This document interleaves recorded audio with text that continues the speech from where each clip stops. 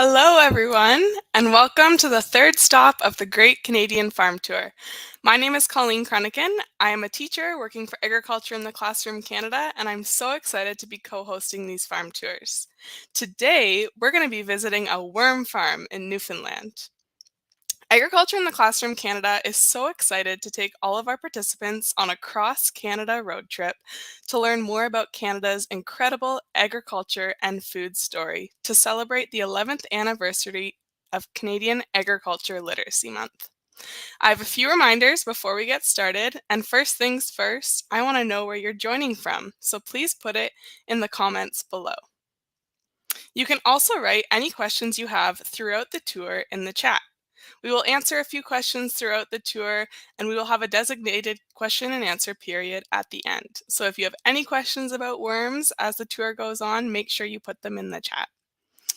Also, don't forget that all of our farm tours will be recorded and available on YouTube for future viewing. Okay, let's see where some of you are joining us from today. From Holy Family Elementary, we have a grade 3 class. Welcome. From Cape Breton, Nova Scotia. I think we'll have lots from the East Coast today. Witless Bay, Newfoundland. Hello, bonjour, from Forest Glen and Moncton, New Brunswick. Amazing, it's so awesome to see you all here today. So thank you everyone for joining. Now I'm very excited to introduce you to my co-host today. We are at Agriculture in the Classroom Canada so excited to be doing this tour in partnership with Agriculture in the Classroom Newfoundland. And from this team, I want to introduce you to Chelsea. Welcome, Chelsea. Hi, everyone.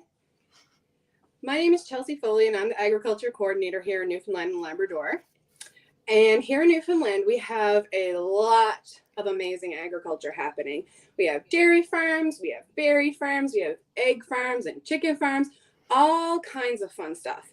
But some things we don't think about that happens underground is our little wiggly friends, the worms. So today, I am honored to introduce you to our worm farmer, Krista Williams. Hi, everyone. So nice to see you all. Glad you're here. Hi, Krista. So Krista actually took over this business about 14 years ago. She's been in the worm farming business. So it used to be a bait farm, and now it's purely for vermicomposting. She also went to school for composting in the University of Maine, as well as schooling for vermicomposting at the University of North Carolina. So Krista, are you excited to be here today? Yes, I'm very excited. Thank you for inviting me on your tour. I'm so happy to be here and excited to explain all about vermicomposting.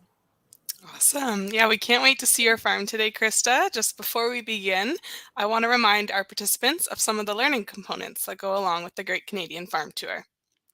So we are so excited to provide participants with a free Great Canadian Farm Tour activity book. So each virtual farm tour has a corresponding page in the activity book with lots of fun activities for students to complete. Throughout the tours, there will be 3 commercial video breaks. The first 2 are called brain breaks, and this is where you will find the answers to your brain break questions in the activity book. The last one is called a job spotlight, where we'll learn about some careers in agriculture. The last page of the activity book is the Great Canadian Farm Tour Passport. You'll want to bring your passport along on every tour of the Great Canadian Farm Tour so that you can write down the mystery word that will appear at some part of the tour, and it'll be in the top left corner of the screen. Lastly, we have already received some entries to the Great Canadian Farm Tour contest. To participate, teachers have to take pictures of their students participating in the Great Canadian Farm Tour and tag us on Facebook using the hashtag GCFT22contest. All right, it's time to start the tour. So Krista, the name of this tour is called Vermicomposting. Can you explain what that means to us? Sure. Vermicomposting is composting with the use of worms. And the type of worm that we use is called a red wiggler. And this worm likes to live in the top 6 to 8 inches of your soil and eat all through your organic matter. Perfect. And we have a video that we can watch that we filmed earlier to see some more of this.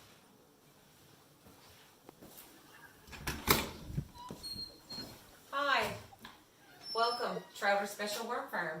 My name is Krista Williams. This is our business, Trouter Special. And I'm so happy to see you today. We are located in Bay Bulls, Newfoundland, and welcome. Vermicomposting is composting with worms. Red wigglers, of course, are the best worms to compost with. If you come a little closer, I'll show you.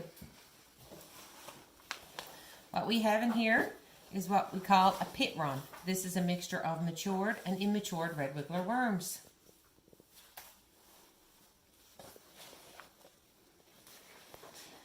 Everyone asks the very same similar questions, is why red wiggler worms? Well, these type of worms are most important for your soil. They're most beneficial for your soil. What these worms do, they live in the top 4 to 6 inches of your soil. And as they eat through all the organic matter and the food waste that you leave for them, they excrete a beautiful, rich casting. And this casting material is used to enrich your soil, to grow all your fruits and vegetables, and anything that you'd like.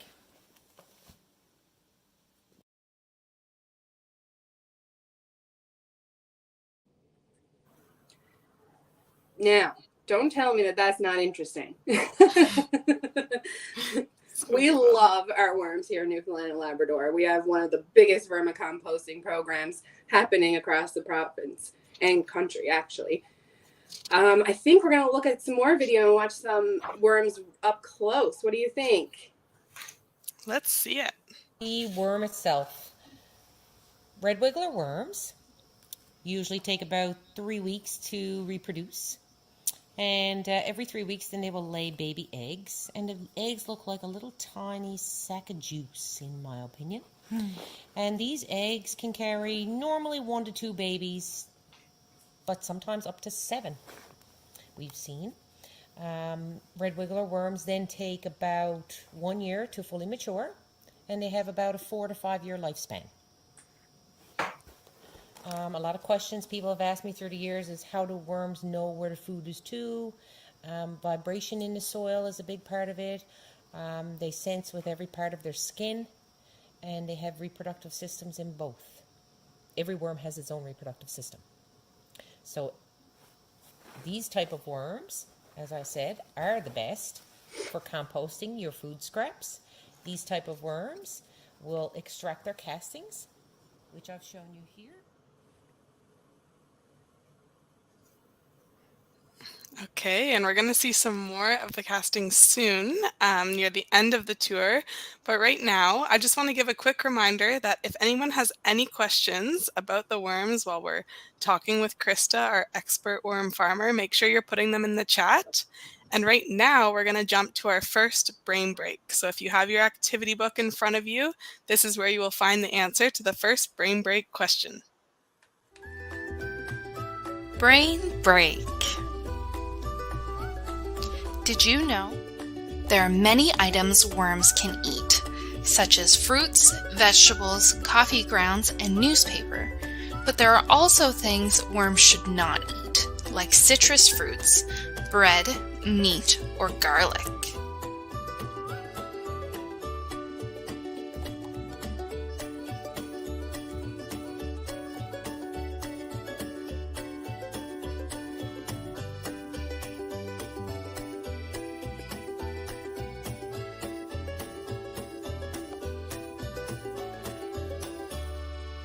Thanks for learning with us.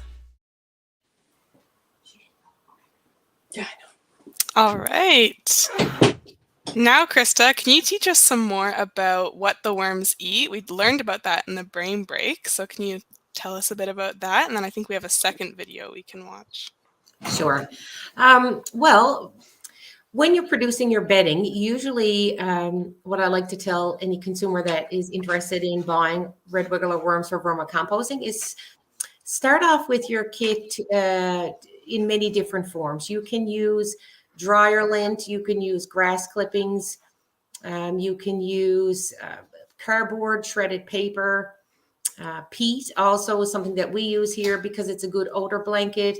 It absorbs any extra leachate liquid that comes from your food scraps. Everything in moderation, of course, and then you can add some of your food scraps, such as your vegetable peels. 5 of the most we'll say important foods that the worms like is in your green vegetables, pumpkins, squashes, watermelons, any of those kind of peels, and believe it or not, some pasta. Wow. They also love banana peels and things like that.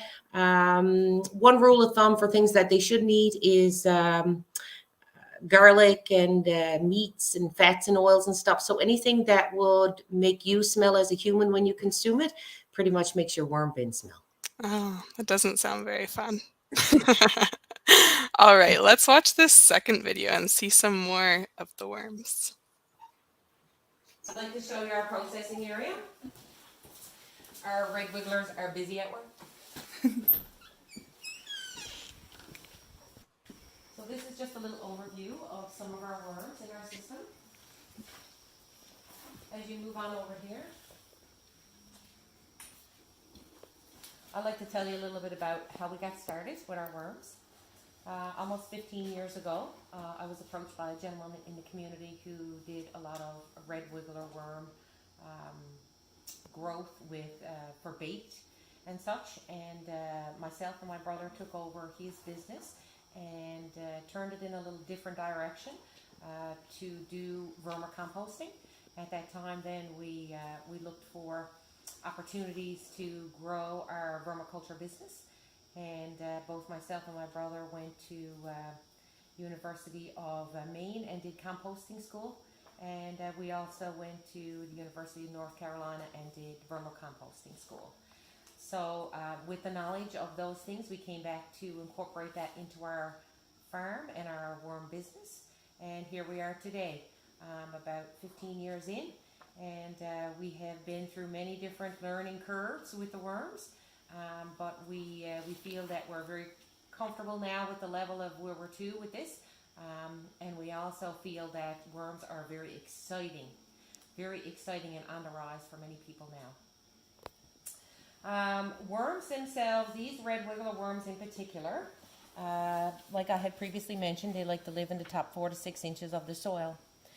When we sell these worms as a kit to any customer, we usually start with 1 pound. And why I suggest 1 pound is because every pound of worms usually eats about a half a pound of material per day.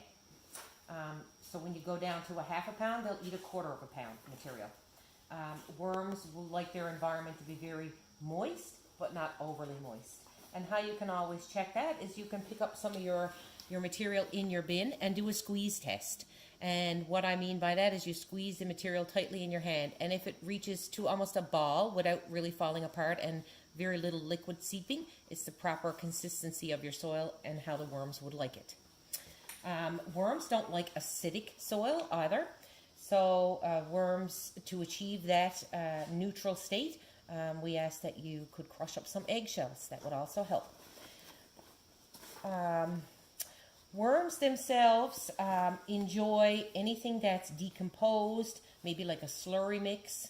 How we like to feed our worms, we start with an outdoor process. We do composting. We get a lot of materials from different industry streams here in Newfoundland, such as the fish plants, the fish waste we use. We also use some rotted bananas that we get as well. This is almost like a little dessert for our worms. And then we mix that material outside and we bring it in and incorporate it into their bedding. So the worms eat through that. And on a commercial scale, this is how we feed our worms. But you at home would take your worms and start with your composting by using your scraps, all your food scraps. Anything that you can cut down to a very small size, producing more surface area, is the best. It allows the worms to eat through the food very fast.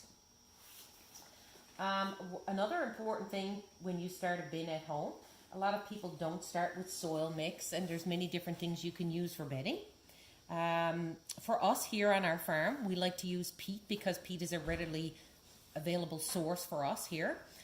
Peat is also a really good material for liquid absorption. Any liquids that come from your food waste, which are very fast to go to water solubles, that material then can be absorbed into your peat up to 5 times its weight. So this is an important reason why we use peat. Peat is also a very good odor blanket. It helps with cutting down on the smells and such. A lot of people worry about rodent issues, smells, fruit flies, and things like that. We have a very big open system, as you can see here. And what we find helpful, again, is the peat. We bury food if we start to feed them some of their desserts. But mostly our food is contained within the bedding itself, and they eat through that mixture.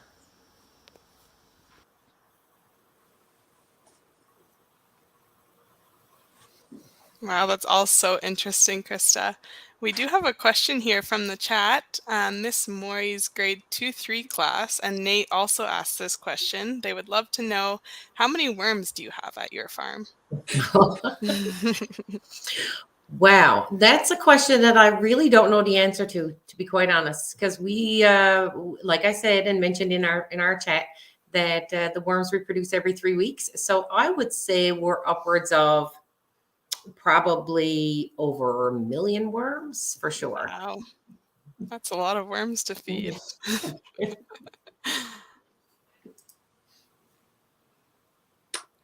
Oh, this is a good question. So Mason is wondering how you make the soil moist. Okay, well, we make the soil moist by watering our beds. So we add moisture levels to our worms, usually once a week, just to keep that top few inches nice and moist and make them happy. Awesome. You at home, I should mention you at home, and how you would achieve that moisture level is by your food scraps, because most of your food scraps and mostly all your food scraps will go to water, and that will add the moisture level you need in your own bin at home. Very cool. And yeah, we actually have someone commented here. Hello from St. Matthew's School, St. John's, and they have a vermicomposter in their classroom. Yeah, way to go. Awesome. Okay, now it's time for our second brain break. Brain break. Did you know worms breathe through their skin, so they do not need to come to the surface to breathe?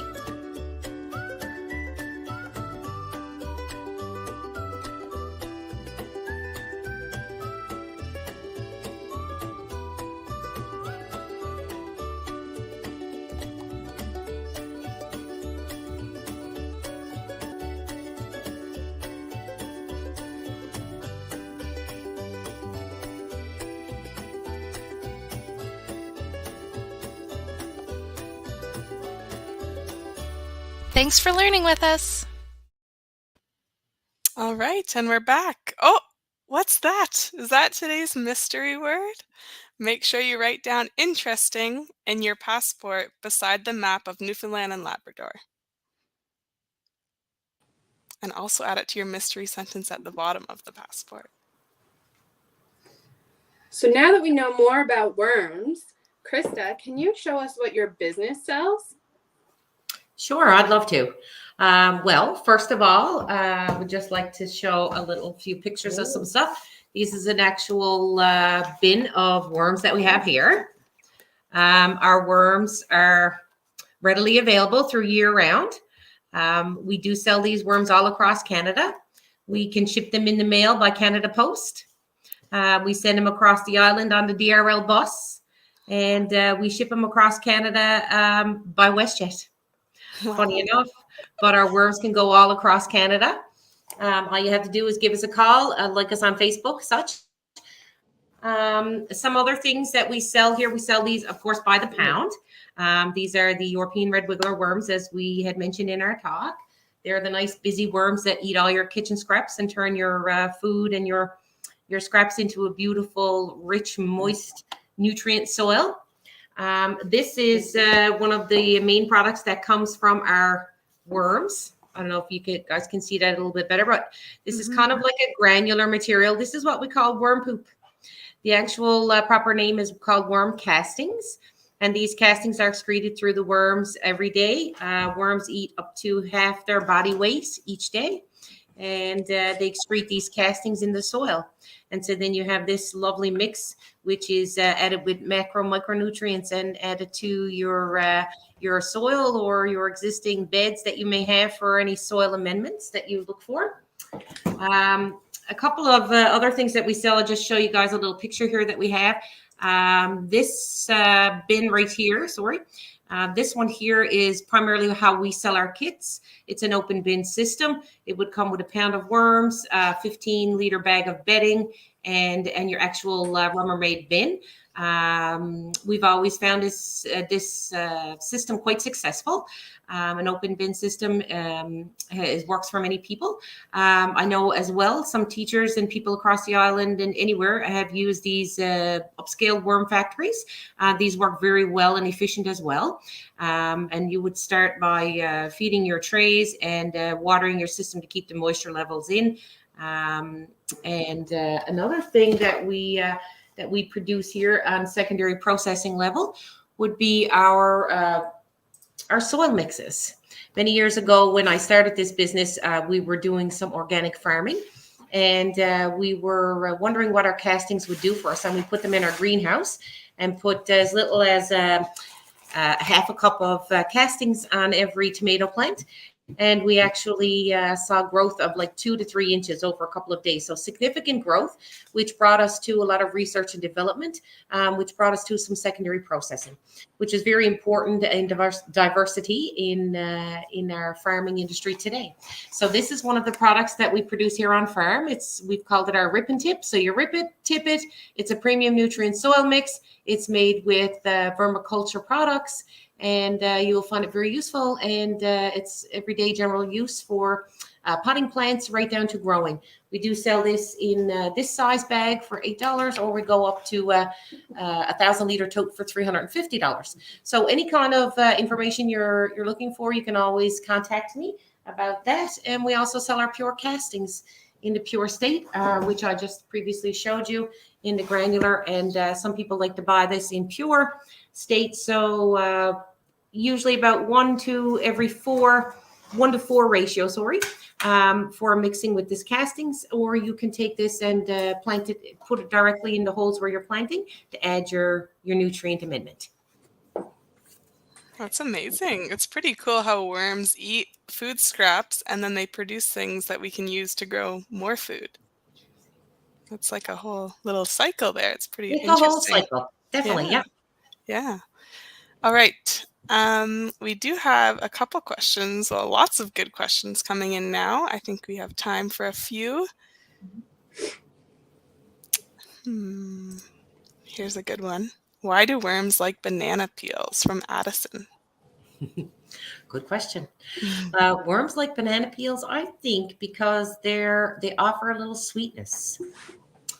We've put a lot of other different peels in there and tried some different experiments over the years, but we find that the worms really love bananas, almost like a little dessert. Very cool. Okay. And do you have any different kinds of worms? No, unfortunately, we only concentrate our efforts on one type of worm, which is the European red wiggler, and this is the one most successful for vermicomposting. This type of worm stays in the top inches of your soil. As we have learned over our years through vermiculture, is that there are well over 6,000 to 8,000 species of worms, and they all do many different things with the soil. But this type of worm is where we've concentrated our efforts because we know it adds a lot of nutrient. Perfect. Okay, it's now time for our job spotlight powered by Think Ag. So there are many jobs in the agriculture industry, and now it's time we learn about another one. Job Spotlight, powered by Think Ag. Nursery and greenhouse workers help to grow the food we eat. What do nursery and greenhouse workers do? I plant, maintain, and harvest plants throughout the growing season. I check and adjust the temperature and water systems in greenhouses. I know the water and fertilizer needs of plants and make sure those needs are met.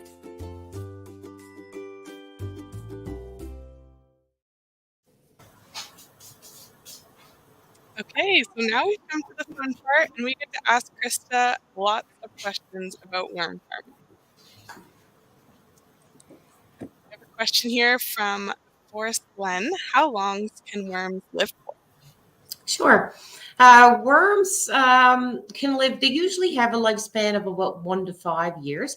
It usually takes a red wiggler worm about 1 full year to grow to maturity level, and then usually about a 4 to 5 year lifespan. All right. Oh, this is a good question. We ask this all the time in classrooms. How do worms see? Very interesting. Worms don't have eyes. Worms feel, and I guess see, you could say, through their skin. That's how they absorb. That's how they find their food. That's how they breed. So if you would, you could think about worms with eyes all over their skin. Very cool. All right, our next question. Lene would like to know, what color are the worms when they are born? Worms are usually a darkish color, what we found in our research here. They start off in a very small sac.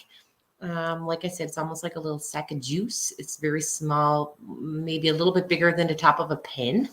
And then the worms come out. They're very, some turn out a little white at first until oxygen gets into them. And then others are a pinkish, brownish color. And then usually within the first week or so, they'll go right into their natural color state. Awesome. Ooh, okay. So they want to know at Bay Roberts Primary how long it takes for worms to make the castings. Very good question.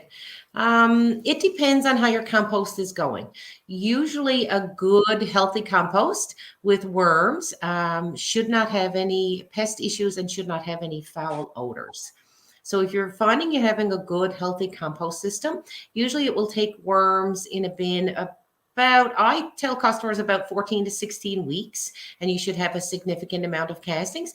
Some research I've also found maybe 6 months, but it really depends on how fast you're feeding your compost, how well it's doing, and as you sift through your soil, you'll get used to looking at that material, and as it starts to change into the castings and that darker, nutritious look, you'll get an idea for maybe the feeling of it. And then as worms excrete their castings, they find those a little acidic, so they kind of push those down and stay in the top layers of the soil as they eat through the organic matter.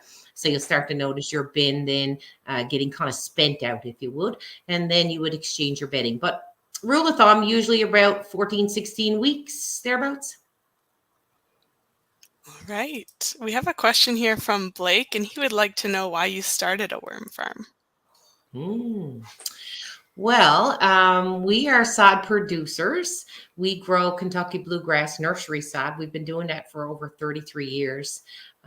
We started vermiculture and another part of farming to diversify our farm, to make us more sustainable here in our province, in our industry for agriculture.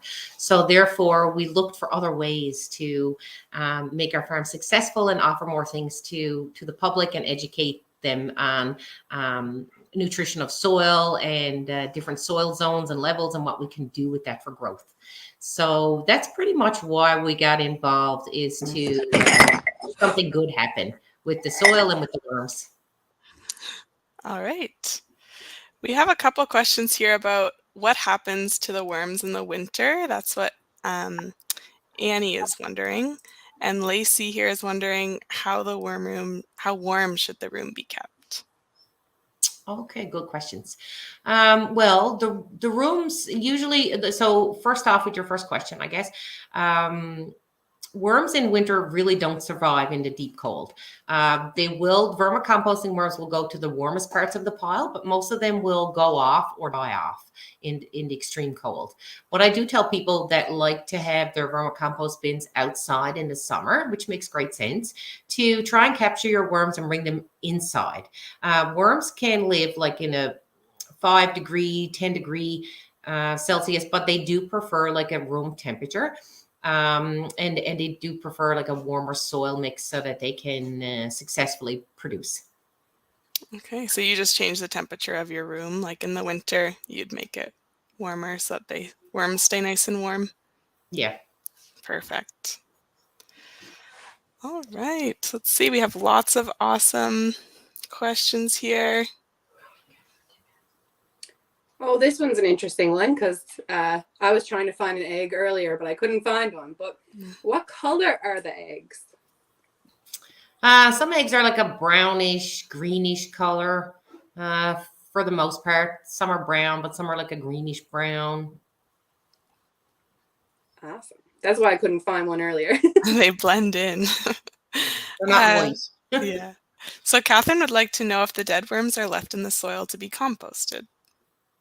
Yes, any worms that die off then do degrade into the soil and go back into the mix, as you would say. Perfect. Griffin is wondering, how do they eat newspaper? Good question. Well, like any worm, how it happens is worms do have mouths, surprisingly enough, but they have tiny sensory cells inside their mouths, and as they dig through the soil, these tiny sensories tell them where the nutritious food is too, and then their suction on the inside of their mouth is what sucks the food back into their digestive tract. So any food, any organic matter, such as newspaper or anything that you add into the soil, this is how they would find it and eat it. Perfect. Okay, we have a question here. They want to know, how many workers are on your farm? Well, in the wintertime, we are a little bit slower. We only have a couple of staff here with myself, maybe 2 or 3. In summertime, between all things that we have going here, we have about 15 people. Perfect.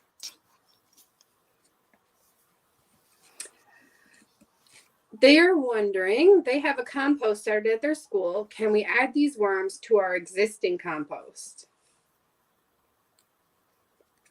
Yes, you can, as long as they are a European red wiggler or red wiggler vermicomposting worm, then you can add other vermicomposting worms to your pile. We have found that by adding earthworms or other types of species of worms, sometimes they are successful, but they're not the type of worm you're looking for. Excuse me. They are, they have to be a vermicomposting worm to achieve what you're looking for. Okay, that makes sense. We have a good question here from Liam. Where did you originally get your red wigglers from? My apologies. That's okay. Originally, I got my red wigglers from the gentleman that started the business many years ago. He started a herd of red wiggler worms for bait mainly. And he did some vermicomposting, but bait was his main part of his business. When we took the business over, we turned the tides and went from the bait to the research and development to the vermicomposting side of things. And as we quickly found out, our worms populate fairly fast, so our population just kept going from that time. Perfect. This next question is asking, how long can the worms grow? And we have lots of people asking this question. How long can worms grow? Yeah. In length, I guess. Mm-hmm. Usually a matured red wiggler is about 2 to 3 inches in length. So not huge. What we have learned, some worm species grow up to, God, could be hundreds of feet long. But our red wiggler worms are not like that. They do grow about 2 to 3 inches in length for full maturity. And then they eat about half their body weight each day. Wow, lots of food.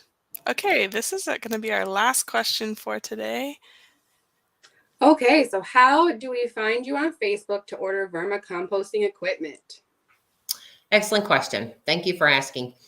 I am getting much better on my social media platforms. I am trying. So I will be updating my Facebook page, but I do have one available. It's Trouter Special. And I also have a website, trouterspecial.ca. Check us out, and you can email me or give me a call at any time. I'm happy to answer any questions or send any products all through Canada that we may have. Perfect. Okay, sorry everyone, we didn't get to everyone's questions. I see so many amazing ones coming in here, but hopefully throughout the whole tour, you learned lots about worms. And if you have any questions, you can email Agriculture in the Classroom, Newfoundland and Labrador, and we will definitely get those answers for you, anyone we missed. I want to thank Krista Williams for helping us today and teaching us about worms. We love our worms here, and we love visiting the farm and helping find some worms in the soil. And thank you for showing us your farm. We had so much fun today, and you can check out our website, and we'll link you to Krista, because we have lots of different information about vermicomposting on our website as well. Thank you so much, Chelsea. Thank you so much, Colleen. I really enjoyed my time. Yeah, it was amazing. Thank you to the students and the teachers, everyone that's involved in listening to us today. Thank you so much.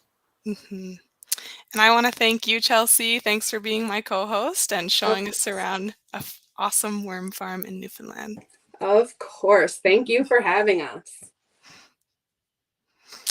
All right, everyone. Thank you to our participants for joining our third stop of the Great Canadian Farm Tour. Our next tour is going to be next Tuesday. We're going to head to the west coast of Canada to British Columbia, where we will be visiting an egg farm. We're going to meet a farmer named Scott, so stay tuned for that. As a final reminder, teachers, don't forget to enter our social media contest. All you have to do is upload a photo of your class participating in the Great Canadian Farm Tour.